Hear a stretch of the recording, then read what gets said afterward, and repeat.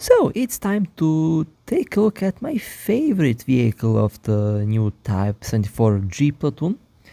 It is of course a ATGM box or a ATGM IFV. It is a infantry fighting vehicle very similar to the Bradley, the Type 89. Now it has a 35mm autocannon. It is very fast, 70 km/h top speed, reverse 43 km/h, weighs 27 tons, 3 crew members. Average penetration of the main gun is 127mm. It has APDS ammo. Obviously, as expected from a infantry fighting vehicle, it has no armor, but it has two ATGMs on each side of the turret. And these ATGMs are very nice. They're not supersonic ATGMs. I don't think they're tandem ATGMs. They're the classic ATGM. And honestly, if you ask me, any ATGM is more than enough. It's not a Tau to be, not a top-down, the classic good old missile. So let's see how this vehicle plays. Now, this new update definitely brought us some very interesting vehicles. The Bradley M3A3, for example. This is kind of similar to that. I guess the Japanese version of the Bradley. That's how I look at it. Also has a very nice little icon on the turret, which I love about this vehicle. The camouflage is very nice, and this is the vehicle that I would say makes this platoon extremely fun, at least for me. This is definitely my favorite vehicle of this platoon. Now, it is not as easy to use as it looks. I would prefer if the ATGMs were on top of the vehicle, but in this case, if they are on each side of the turret, it might get a little bit funny to use them. If you are behind cover like me, you can accidentally launch the ATGM in the wall like I did. So that's one thing to be careful on. But the missile is actually very nasty and very maneuverable, as you can see. This is one of those ATGMs that's not too fast but not too slow, and it allows you to maneuver it around obstacles. And this is one thing that I love about this IFV, the fact that you can just sneak the ATGM around cover and just nail the enemy tank with the rocket, with the ATGM. That's what I've been doing with this vehicle for the whole day. But it's pretty much a classic ATGM with a unique layout. It can carry about 6 of them, I believe, and then you have a longer reload. Also, the ATGM can reload while you are running around, or should I say, it can reload. If you fire one, it will slowly replace it. And now all the ATGMs have been replaced. I think it's a autoloader when it comes to the ATGMs. Haven't really paid much attention to that, to be honest, but it should be an autoloader. ZT3A2. Yeah, they're definitely behind the rock there. Let's see. One missile launch hit, and second one, well, something got destroyed. I have absolutely no idea what I just hit there, but okay, something got destroyed. That's kind of funny. So yeah, this is definitely a rat. It can be classified as a rat for sure. However, it's definitely not small. This is one of the larger vehicles. Definitely one of the more heavier IFVs at 27 tons, that's for sure.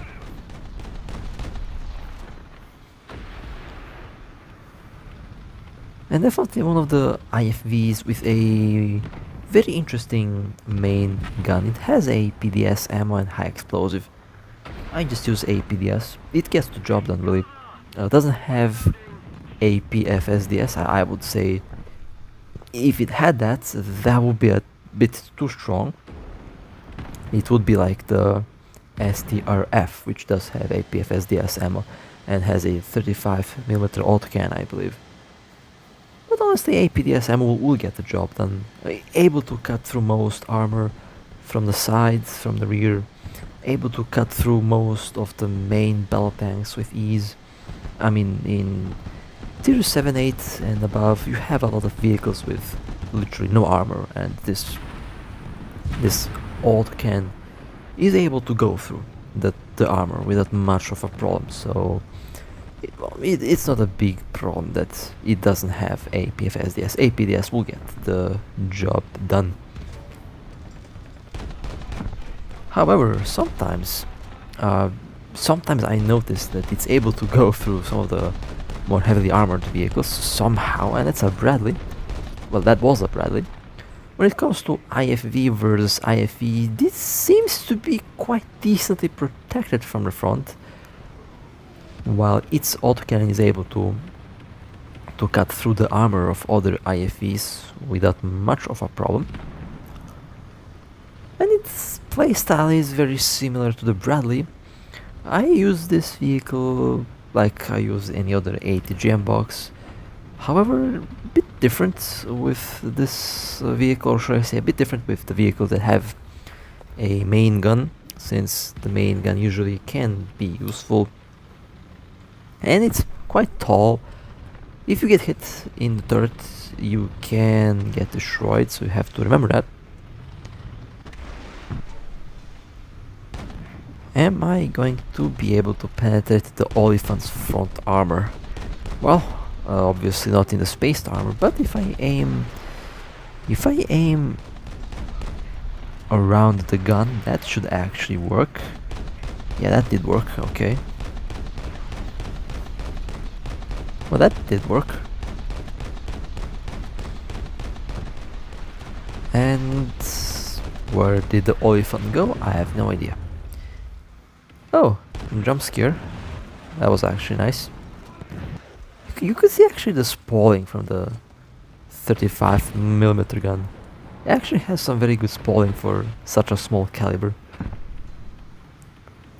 And of course the object has literally no armor. To be expected. But still, it's pretty fun to use a rapid firing weapon like this. And I get the Messerschmitt. I don't really dislike the Messerschmitt, but it's not a jet that I would fly in top tier. It's not as maneuverable as the Cold War era jets, that's for sure. But somehow I got the Revenge Bomber.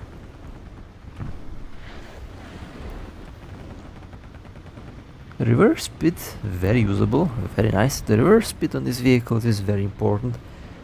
I don't think that there is a ATGM box with a very bad reverse speed. Every reverse gear is usually really good on these vehicles. I mean, it has to be good because these vehicles rely on that. But definitely having fun with the Type 89. Honestly, when I saw, I wasn't even aware that this platoon had a ATGM box, or I forgot. Doesn't really matter. I wasn't aware that it had something with a ATGM. I just saw a IFV. I thought that it would be like the RCZ. I thought it would be like the car in the ordinary Type 74 platoon, but no, it's actually a ATGM box.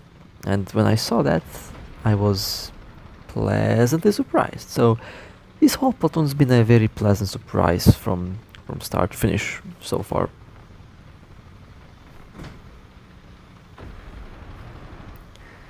Definitely been a very pleasant surprise when it comes to the vehicles that I've seen and their performance. I expected average. I expected about average performance, but it's not average. It's actually really good.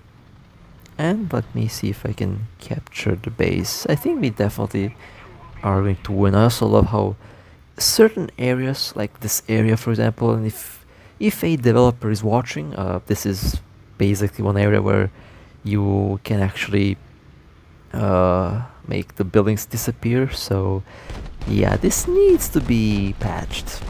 This definitely needs to be patched. So yeah, a little bug, but it can actually be problematic since you also don't see the vehicles. Everything vanishes, and yeah, that's kind of something that can be definitely very problematic. Anyway, let's go and play one more battle with this vehicle, with the Type 89.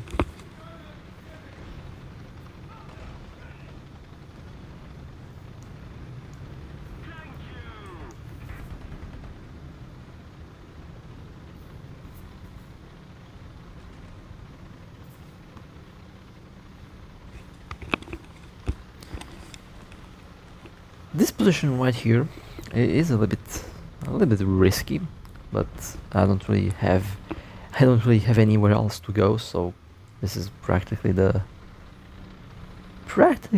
ideal spot for now.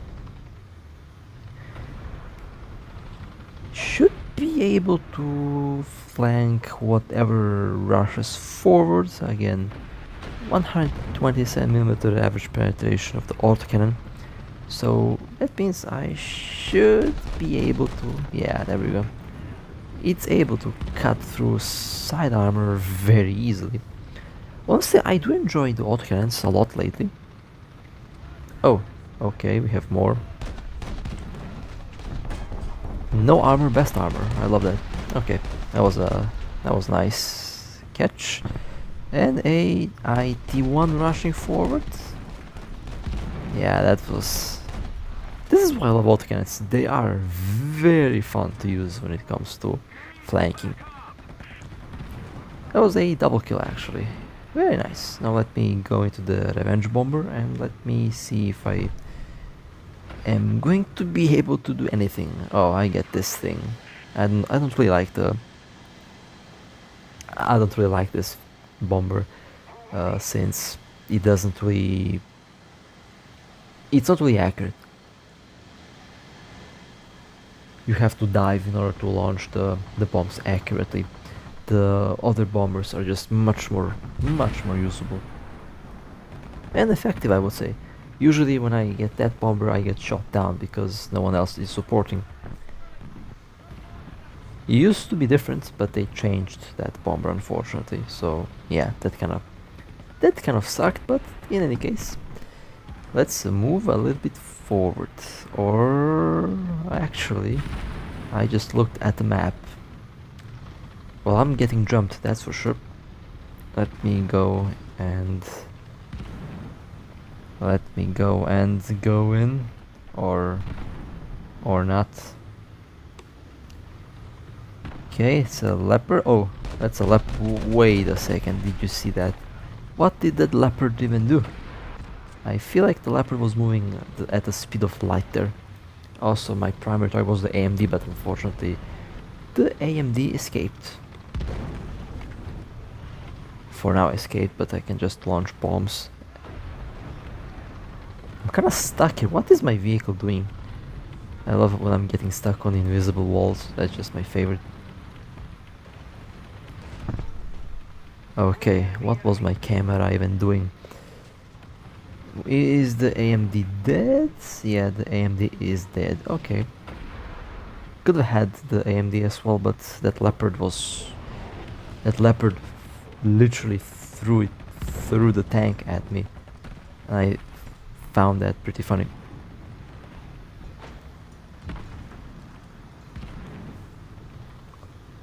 Where is the revenge bomber? Never mind, there is no revenge bomber. Well, I think it will be time for me to go a little bit forward and let's see if I can find some other tanks to shoot at. Very maneuverable, very responsive to commands, by the way. This vehicle does work really well. IT1, okay. That's a very bad position. I missed with my ATGM. And the IT1 also missed, which means they have a longer reload. There we go, and IT-1 destroyed. Nice. So let me disappear for a moment.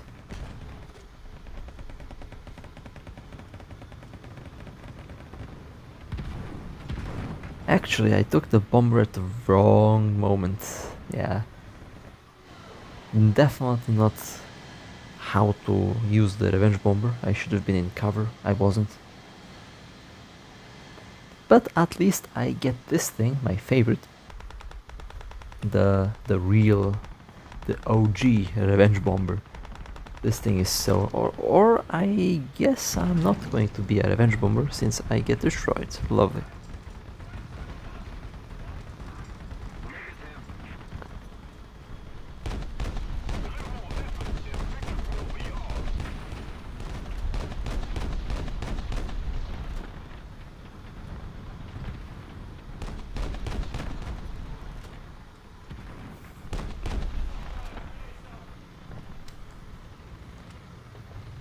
Well, that was fun.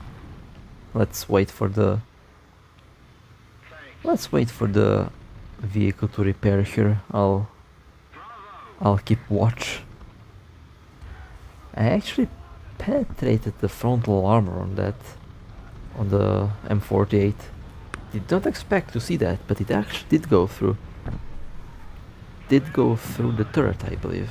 Kind of unexpected, since that should have some good armor. Apparently not. Apparently this is enough. Okay, fair enough. So this vehicle is definitely awesome and my favorite vehicle of this platoon. Had a lot of fun driving it and definitely will be driving it a lot more. But with that being said, hope you guys enjoyed. If you would like to support me, feel free to like and subscribe.